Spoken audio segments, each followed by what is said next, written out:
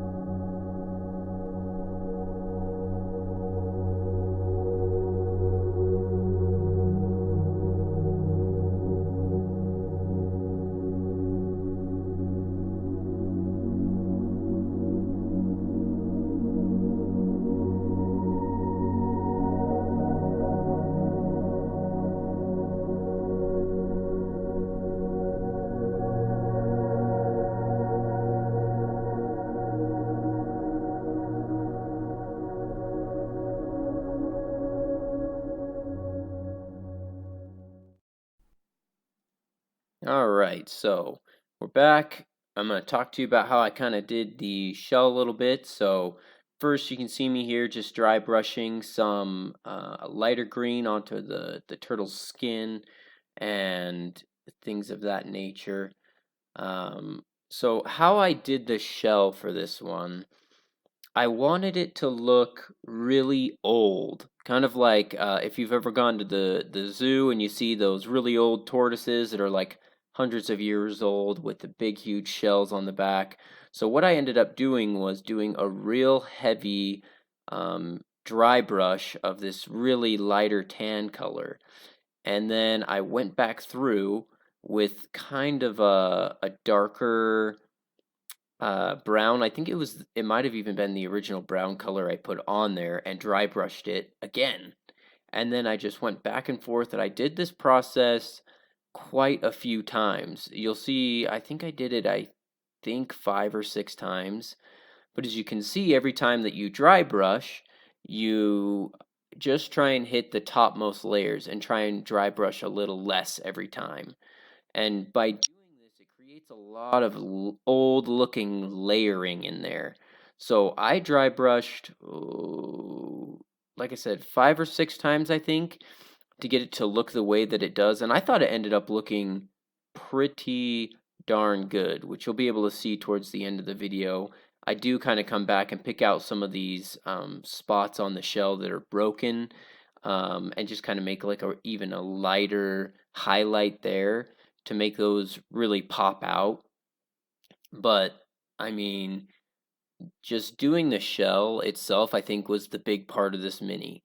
Going into this mini, I was thinking, most of this is pretty normal stuff, green skin, um, you know, lots of metallics on there because it's wearing a lot of heavy armor.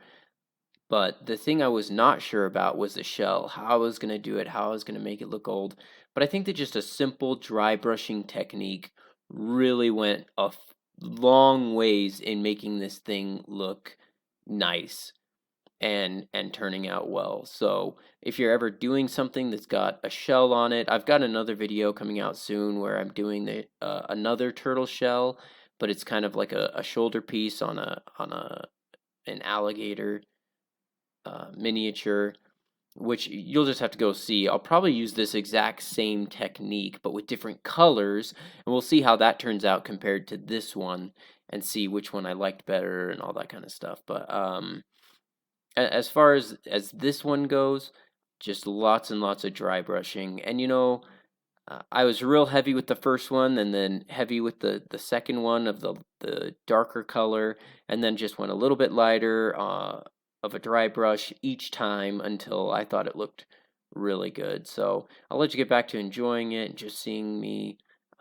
pick out some of these details. I think I mostly dry brushed this mini because there was quite a bit of surface area, and I didn't want to have to go through and pick out every, bulge of the turtle's skin or anything like that. But overall, this mini ended up looking pretty good and would make an awesome bad guy. And even if it's not a bad guy, it'd make a cool lieutenant, or like a lizard folk ally, or any of that kind of stuff. I mean, just a really cool looking guy, and turned out really good. So thanks again for watching. Like, subscribe, enjoy the rest of the video, and we'll see you next time.